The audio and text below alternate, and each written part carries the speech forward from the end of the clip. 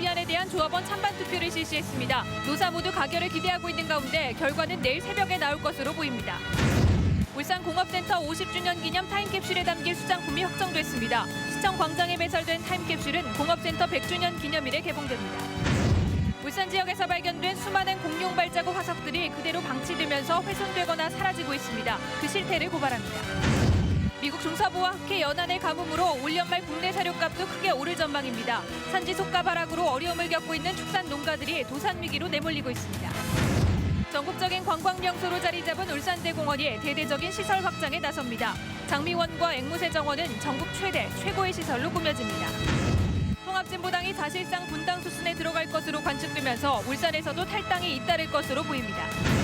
음주운전으로 6차례나 처벌을 받고도 또다시 술을 마시고 핸들을 잡은 40대에게 실형이 선고됐습니다.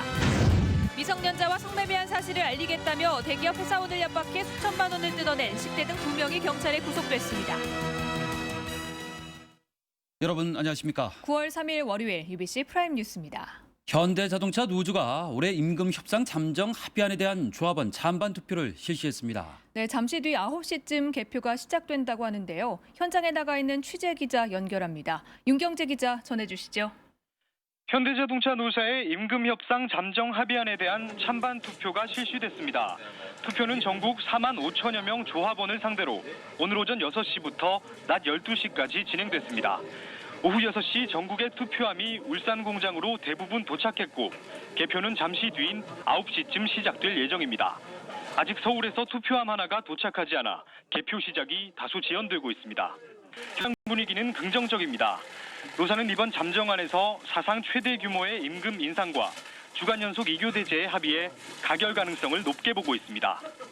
지난달 30일 타결된 잠정 합의안엔 임금 9만 8천 원과 수당 3천 원 인상, 성과급 500%의 960만 원 지급을 포함하고 있습니다. 45년 만에 밤샘 근무를 없애는 주간 연속 2교대제도 10년에 걸친 논란의 종지부를 찍고 내년 3월부터 시행하기로 했습니다. 잠정 합의안이 가결되면 노사 갈등을 풀고 핵심 쟁점이던 비정규직의 정규직화 문제 해결을 위한 집중 논의의 새로운 장을 마련할 수 있을 것으로 기대됩니다. 하지만 만약 부결된다면 집행부는 지도력에 타격을 입고 재교섭에 나설 수밖에 없어 앞으로의 협상에 큰 난항이 예상됩니다. 개표 결과는 내일 새벽 4시쯤 나올 것으로 보입니다. 지금까지 현대자동차 울산 공장에서 UBC 뉴스 윤경재입니다. 현대자동차가 밤샘 근무를 없애는 주간 연속 2교대제 시행과 관련해 울산시에 시내버스 운행 연장을 요청했습니다. 현대자동차는 내년부터 주간 연속 2교대제를 시행하면 새벽 1시 이후 퇴근하는 근로자들이 귀가에 어려움을 겪을 것으로 예상돼 이같이 요청했다고 밝혔습니다. 그러나 인건비 부담 등으로 시내버스 회사들이 연장 운행을 받아들이기 어려울 것으로 보여서 현대자동차는 통근버스 운행도 검토하고 있습니다. 오늘날 울산의 모습을 생생하게 전달할 타임캡슐 수장품 660여 점이 선정됐습니다. 50년 뒤 후손들은 대한민국의 산업수도로 우뚝 선 울산의 모습을 보며 자랑스러워할 것으로 기대됩니다. 이정환 기자가 보도합니다. 1962년 울산만이 내려다보이는 야트막한 야산에서 역사적인 울산공업센터 기공식이 열립니다. 영남 일대의 연관 산업을 건설하기 위하여 그 후 반세기 울산은 우리나라 경제 기적을 이끌며 대한민국의 산업 수도로 우뚝 섰습니다. 이 같은 오늘날 울산의 모습을 그대로 후손에게 전하기 위해 타임캡슐에 담을 수장품 660점이 선정됐습니다. 경제산업 분야 자료 135점, 생활문화 분야 131점, 그리고 시민들이 쓴 희망의 편지 115통도 포함됐습니다. 오늘의 울산을 만들기 위해서 얼마나 많은 땀을 흘렸고 무엇을 하였는지 그것을 생생하게 전하면서 이 소장품들을 담을 타임캡슐은 울산의 또 다른 상징인 옹기 모양으로 제작될 예정입니다. 50주년 기념 타임캡슐은 다음 달 5일 제12회 울산 시민의 날 기념식이 끝난 뒤 이곳 시청광장 정원에 묻히게 됩니다. 이 타임캡슐은 앞으로 50년 뒤 울산공업센터 100주년 기념일인 2062년 2월 3일에 개봉됩니다. 근대화 50년, 새로운 도전 100년을 캐치프레이즈로 삼은 울산공업센터 50주년 기념 사업은 이번 타임캡슐 사업을 끝으로 17개 사업이 모두 마무리됩니다. UBC 뉴스 이정환입니다.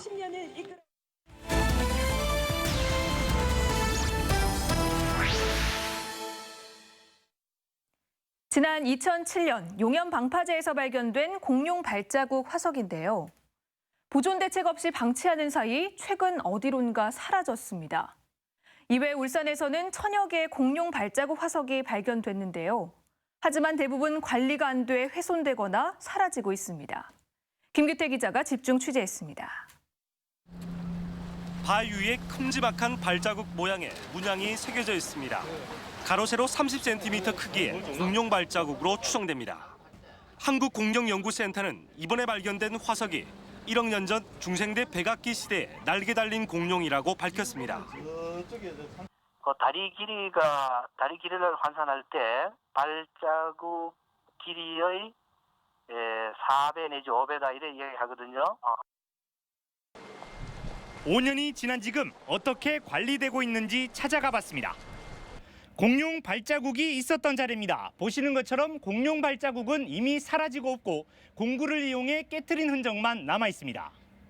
지난 겨울 때만 해도 지날 때 이제 보면은 선명하게 있었는데 지난 토요일 날 우연하게 지나가다가 보니까 이게 사라졌더라고요. 그래서 제가 연락드렸고. 당시 울산시는 현장 조사를 벌인 뒤 소장하는 방안을 검토하겠다고 밝혔지만 출처조차 파악하지 못한 채 방치하다 사라진 겁니다. 신발에 이런 데는 공룡 발자국 엄청나게 산재돼 있어요. 그리고 많은 건 물리적이라 관리할 수는 없는 기고 예술강을 파악해봐도 출처를 모르겠더라고요. 다른 공룡 발자국 화석도 관리가 안 되기는 마찬가지. 지난 2009년 대함대 말에 태화강변 바위에서 발견된 1억 년 전 중생대 백악기 시대 공룡 발자국 화석도 보호 안내판 하나 없다 보니 사람들이 드나들면서 훼손되고 있습니다.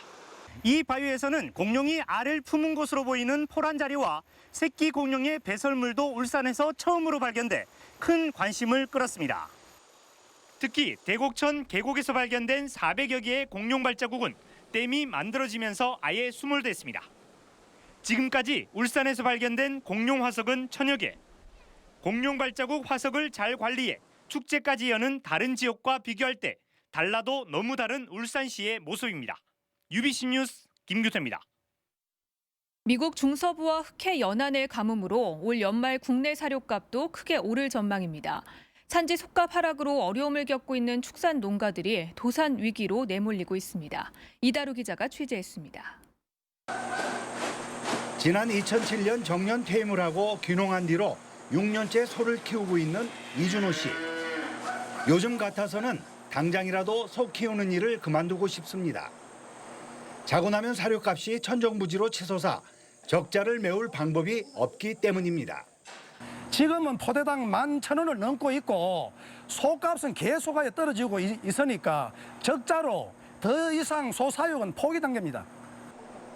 미국 중서부와 흑해 연안의 가뭄 여파로 올 연말 국내 사료 가격은 또 10% 안팎으로 오를 전망입니다. 올 상반기 수입 조사료 1톤당 평균 수입 가격은 322.3달러로 지난해 비해 이미 11.1% 인상됐습니다. 현재 비우구의 경우 소 2마리가 하루에 무려 한 포대의 배합 사료를 소비하고 있어 축산 농민들은 급격히 올라가는 사료값을 충당하기에 매우 어려운 실정입니다. 사료값은 오르는데 산지 소값은 오히려 떨어져 축산 농민들을 더욱 어렵게 하고 있습니다. 생후 6개월에서 8개월 된 숫송아지는 1년 새 100만 원 이상, 암송아지도 150만 원 가까이 떨어졌습니다. 울주군은 청보리를 조사료로 100% 보급할 계획이지만 등급을 잘 받기 위해서는 곡물 사료를 쓸 수밖에 없습니다.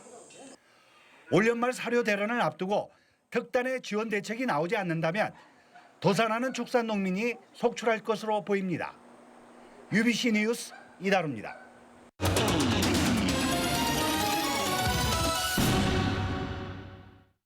울산의 랜드마크로 전국적인 사랑을 받고 있는 울산대공원이 대대적인 시설 확장을 통해서 다시 한번 도약합니다.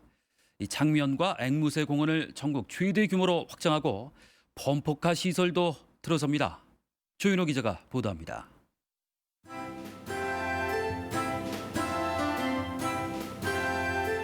울산의 도심 속 허파인 울산대공원. 해마다 장미 축제가 열리면 울산은 물론 전국에서 60여만 명의 관람객들이 찾아와 100만 송이 장미의 향연을 즐기고 있습니다. 네, 부산에서 왔는데 부산에서는 울산공원 하면 장미 축제가 유명합니다. 건들 같은 것도 휴식 공간도 되게 잘 돼 있어서 구경하다가 쉴 수도 있고 주변에서도 많이 여기 와봤으면 추천하고 싶은 곳이네요. 울산시는 내년 상반기 중으로 25억 원을 들여 전국적인 명소로 자리 잡은 장미원을 전국 최대 규모로 확장하기로 했습니다. 확장된 장미원 부지에는 고래 모양의 장미 터널과 새로운 장미 화단, 그리고 쉼터 등 다양한 시설이 추가로 설치됩니다. 시민들의 인기를 한몸에 받고 있는 앵무새 정원도 현재보다 4배 이상 규모로 확장됩니다. 울산시는 이곳에 12억 원을 들여 앵무새 체험장과 앵무새 전시장 등 전국 최고의 시설을 보강해 방문객들을 맞이할 예정입니다. 울산대공원에 있는 앵무새 정원과 장미원을 전국에서 가장 큰 규모로 또 최고의 시설로 조성을 해서 시민들에게 사랑받고 또 울산대공원의 상징으로 조성해 나갈 계획입니다. 여기에다 2008년 이후 사용이 중단된 사계절 썰매장은 내년 연말까지 풋살 경기장과 범퍼카 등 시민들이 즐길 수 있는 공간으로 탈바꿈합니다. 전국 최고의 장미원과 앵무새 정원은 머지않아 생태환경 도시 울산의 랜드마크, 울산대공원을 떠올리게 하는 새로운 상징이 될 전망입니다. UBC 뉴스 조인호입니다. 통합진보당이 사실상 분당 수준에 들어갈 것으로 관측되면서 울산에서도 신당공파 측의 탈당이 잇따를 것으로 보입니다.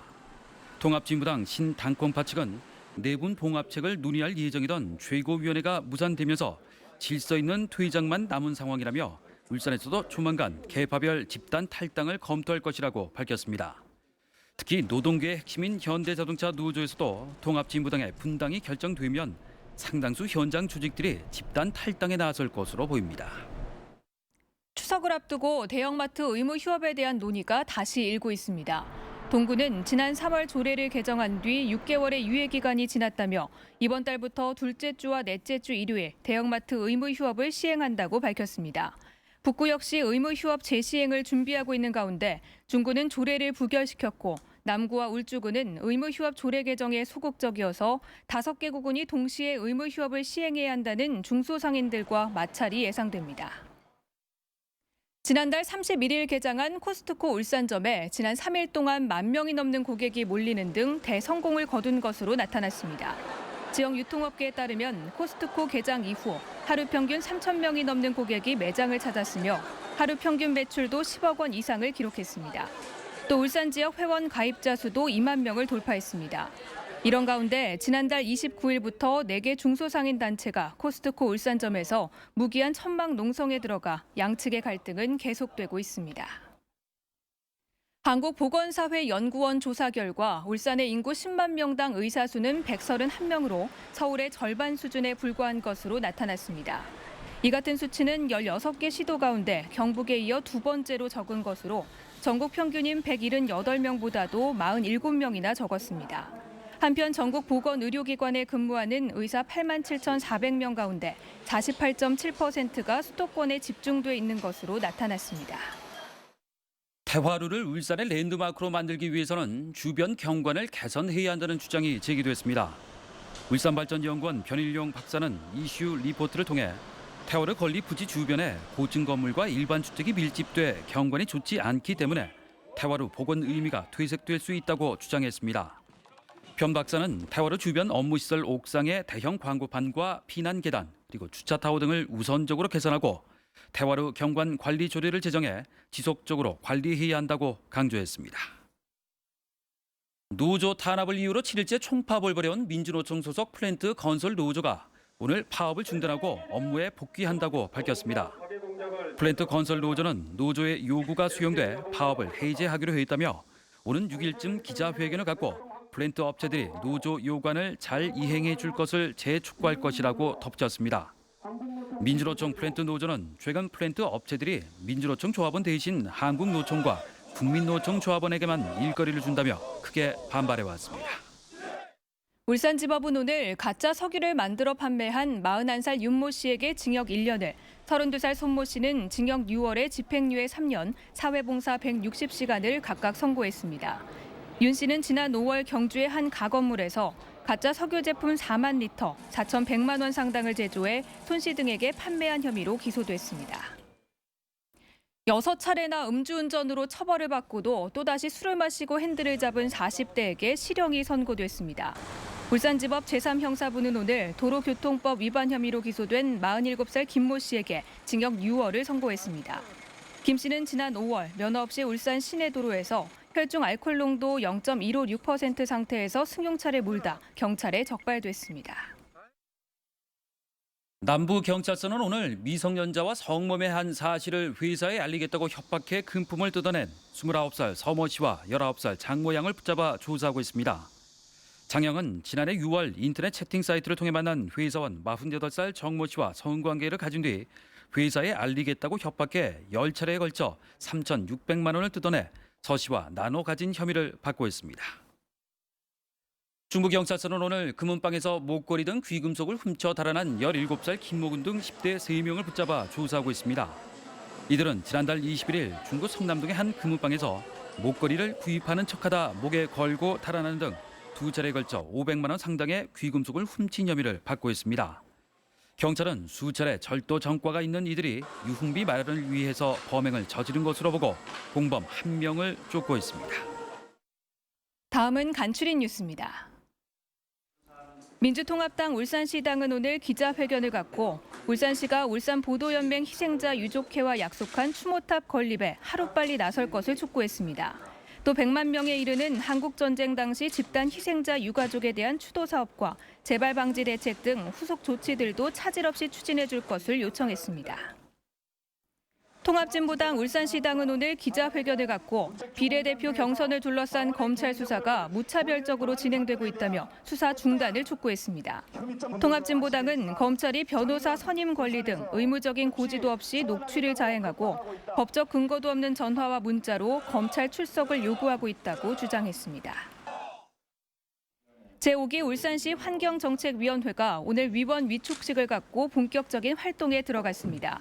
장만석 경제부시장을 비롯해 모두 18명으로 구성된 환경정책위원들은 임기 2년 동안 울산시의 환경보존정책 전반에 대한 사항을 심의 의결하게 됩니다.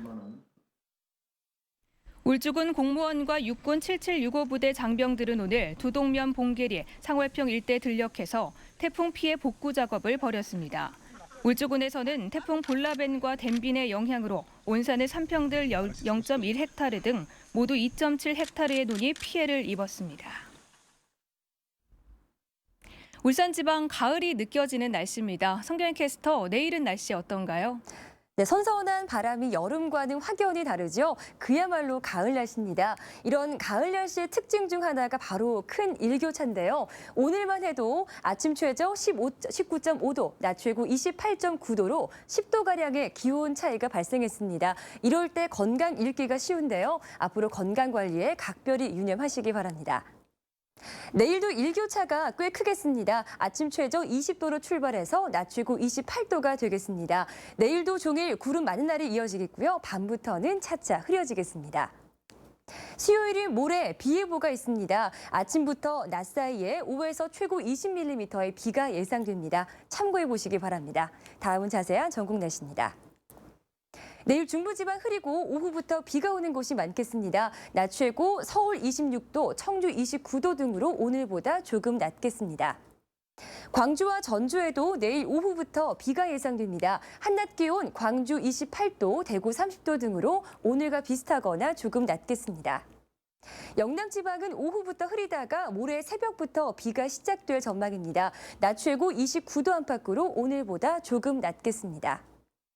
바다의 물결은 최고 2m로 잔잔하게 일겠습니다. 수요일에 비가 지난 이후에도 토요일쯤 한 차례 비가 더 내릴 가능성이 있습니다. 날씨였습니다. 기계가